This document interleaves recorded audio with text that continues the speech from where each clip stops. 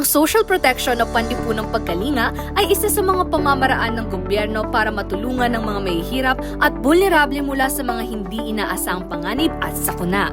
Risk and vulnerabilities o panganib na hinaharap ng individual, pamilya at komunidad katulad ng una, kaakibat ng kapanganakan, paglaki hanggang pagtanda.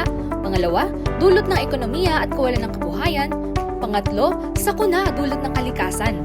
At pang-apat, panlipunan at pamamahala.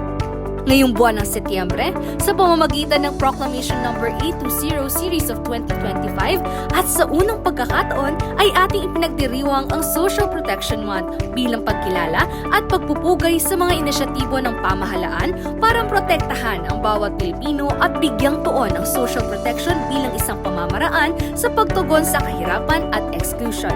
Pero ano nga ba ang social protection?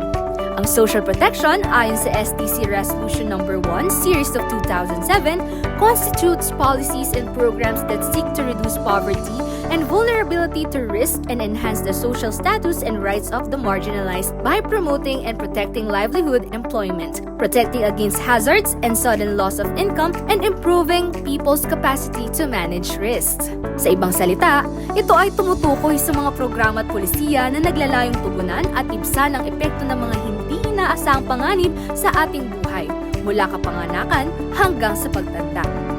Ating bisitahin ang ilan sa mga programa ng gobyerno na nakapaloob dito para mas lalong maintindihan ang layunin ng social protection. Ang Pantawid Pamilyang Pilipino Program o 4Ps ng DSWD ay isang pambansang programa ng pamahalaan na nagbibigay ng conditional cash grant sa mga mahihirap na pamilyang may anak na 18 years old bababa para matulungan silang matugunan ang pangunahing pangangailangan sa kalusugan, nutrisyon at edukasyon. Layunin nitong maputol ang siklo ng kahirapan sa pamamagitan ng pagtitiyak na ang mga benepisyaryo ay may access sa serbisyong pangkalusugan at natatapos ng mga bata ang kanilang edukasyon bilang puhunan para sa mas maayos na kinabukasan. Ang Department of Agriculture Special Area for Agricultural Development ay isang pangunahing proyekto na layong tugunan ang kahirapan sa tulong ng pagtatahi ng agrikultura sa social protection.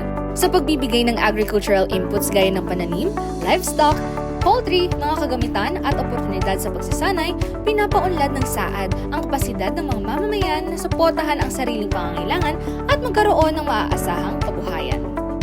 Ang DOLE Integrated Livelihood Program o DILP ay ang pagbibigay ng tulong sa mga vulnerableng manggagawa para sila ay makapagpataguyod, makapagpaunlad o magsimulang muli ng negosyo o kabuhayan.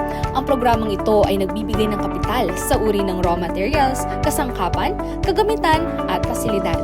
Binibigyan rin ng mga benepisyaryo ng personal protective equipment, microinsurance, pati na rin ng mga pagsasanay sa first aid, safety and protection, at productivity and entrepreneurship para masiguro na mapapatuloy ang mga pangkabuhayan nila.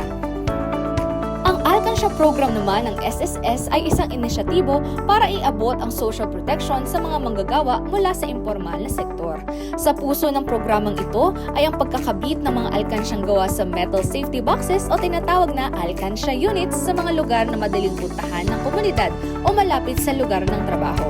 Ang bawat lagayan ay nagsisilbing personal piggy bank kung saan pwedeng lagyan ng abot kayang halaga na di bababa sa 25 pesos na iniipon para maging pangbuwan ng kontribusyon.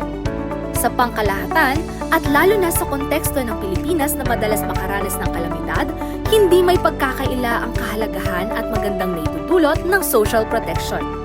Ngayong Social Protection Month, atin pang suportahan at palaganapin ang inisyatibo ng gobyerno para pangalagaan at protektahan ang kapakanan ng bawat mamamayan at panlipunang kagalingan. Dahil bawat buhay ay mahalaga.